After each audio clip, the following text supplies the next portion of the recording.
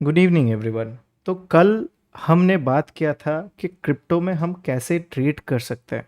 I have gone through कि basics क्या है, क्या क्या दिमाग में रखना चाहिए, क्रिप्टो क्या होता है, कितना इन्वेस्टमेंट चाहिए और वहाँ से प्रॉफिट हम कैसे कर सकते हैं। आज हम देख लेते हैं क्रिप्टो में मैं क्या क्या स्ट्रैटेजीज यूज़ करता हूँ और उस स्ट्रैटेजी में क्या क्या इंडिकेटर सबसे ज़्यादा रोल प्ले करता है। तो फर्स्ट अगर आप देख सकते हो यहाँ पे चार्ट खुला हुआ है, तो यहाँ पे 5 मिनट्स का चार्ट चल रहा है। तो स्कैल्पर हूँ मैं, एक स्कैल्पर हूँ, मैं स्कैल्पिंग करता हूँ, छोटा छोटा पॉइंट्स कैप्चर करता हूँ। तो उसके लिए सबसे ज़्यादा इम्पॉर्टेंट जो होगा वो होगा ईएमए। ईएमए का मतलब होता है एक्सपोनेंशियल मूविंग एवरेज। तो लास्ट कुछ कैंडल्स का जो मूविंग एवरेज होता है उसको ईएमए बोलते हैं। और यहाँ पे हम basically EMA crossover, EMA support, EMA resistance यही देख के ट्रेड लेते हैं। तो फर्स्ट ऑफ ऑल आ जाते हैं कि ईएमए का सेटअप कैसा होना चाहिए। तो फर्स्ट ऑफ ऑल यहाँ पे you can see EMA 8 and EMA 15। तो ये दो ईएमए हमने लगा के रखा है। यहाँ पे आप देख सकते हो इसका कलर मैंने ग्रीन रखा है, प्रिसीशन 2 पे रखा है। ठीक है, ईएमए सेटिंग्स ऐसा होना चाहिए। इनपुट क्या होगा, इनपुट में लेंथ होगा 8, ऑफसेट होगा 0 एंड स्मूथिंग लेंथ होगा 9। ठीक है, ये सेटिंग्स ध्यान में रखना बहुत इंपॉर्टेंट है। ईएमए का सेटिंग्स ऐसा होना चाहिए। ठीक है, ये वाला सेटिंग्स अगर तुम कर लोगे फिर स्टाइल में तुम जाके you can put any colours. ठीक है, मेरे को ग्रीन अच्छा लगता है सो आई पुट ग्रीन। और यहाँ पे मिनट्स का जो सेटिंग्स है इसको डिफ़ॉल्ट रखना है, इसमें कोई चेंजेस नहीं करना है। ठीक है, तो इसको ओके कर देते हैं। ये आ गया हमारा 8 ईएमए। और उसके बाद जो नेक्स्ट हमारा ईएमए आएगा ये येलो वाला, ये होता है 15 ईएमए। अभी 15 ईएमए भी विजिबिलिटी जो होगा वो सेम रहेगा, उसमें हमको कोई छेड़खानी नहीं करना है। स्टाइल मेरे को एक ग्रीन आ गया एक येलो आ गया तो इसका विजिबिलिटी अच्छा होता है, इसीलिए हमने यहाँ पे येलो रखा है। और यहाँ पे लेंथ जो होगा, लेंथ लास्ट वाला ईएमए का हमने 8 रखा था, इस ईएमए का हमको 15 रखना है, बाकी सब डिफ़ॉल्ट रहेगा। ऑफसेट रहेगा 0 एंड स्मूथिंग लेंथ रहेगा 9।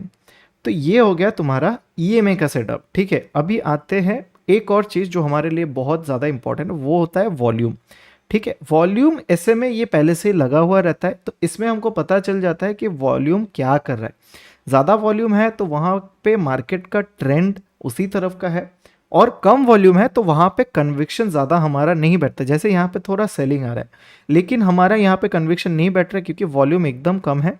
Volume is around 72। लास्ट वाले पे 477 वॉल्यूम था, उसके पहले में 670 था। देखो वॉल्यूम देखो 670 और यहाँ पे चल रहा है 87 ओनली, और यहाँ पे 2.4 के 1.6 के। तो ये जो वॉल्यूम का इंडिकेटर है this is also very important for us. जितना ज़्यादा वॉल्यूम रहेगा उतना ज़्यादा वॉलेटिलिटी हमको देखने को मिलेगा। एक और इंडिकेटर मैं कभी कभी यूज़ कर लेता हूँ, उसको कहते हैं एवरेज डायरेक्शनल इंडेक्स या फिर एडीएक्स। ठीक है, तो उसको हम कैसे लगाएंगे, यहाँ पे टेक्निकल इंडिकेटर में जाके we will search for ADX and हमको एवरेज डायरेक्शनल इंडेक्स मिल जाएगा। तो एडीएक्स का अगर यहाँ पे देखो, एडीएक्स यहाँ पे फ्लैट चल रहा था जब मार्केट फ्लैट चल रहा है, लेकिन जब से डाउनफॉल आना चालू हुआ एडीएक्स इज ऑन द अपराइज। तो एडीएक्स यहाँ पे देखो 26 पे चल रहा था और यहाँ पे 30 क्रॉस कर गया। अगर एडीएक्स 30 क्रॉस कर जाता है किसी एक पर्टिकुलर डायरेक्शन में, उसका मतलब है एवरेज डायरेक्शनल इंडेक्स उस तरफ का ही है। तो डायरेक्शन मतलब आइदर अप डायरेक्शन या फिर डाउन डायरेक्शन।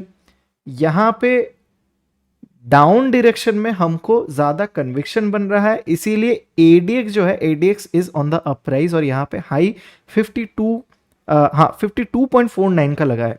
तो this is a very good indicator which you can use while trading crypto. यहाँ पे प्रॉफिट बनता है। ये इंडिकेटर यूज करके अगर आप डायरेक्शन पता लगा लेते हो और अगर फिर आप ईएमए से कंफर्मेशन लेके ट्रेड करते हो, you will definitely start seeing profits.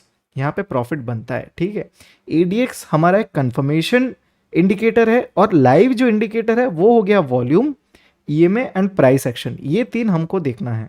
यहाँ पे देखो जब प्राइस एक्शन ऐसे डाउन ट्रेंड का बनेगा, हमको डाउन ट्रेंड में शॉर्ट पोजीशन लेना चाहिए, तभी सबसे ज़्यादा पैसा बनेगा, नहीं तो पैसा बनाना थोड़ा डिफिकल्ट हो जाता है अगर आप ऑपोजिट ट्रेंड में या फिर पुल बैक पे ट्रेड करते हो। पुल बैक ट्रेड होता है लेकिन यहाँ पे ज़्यादा प्रॉफिट नहीं होगा।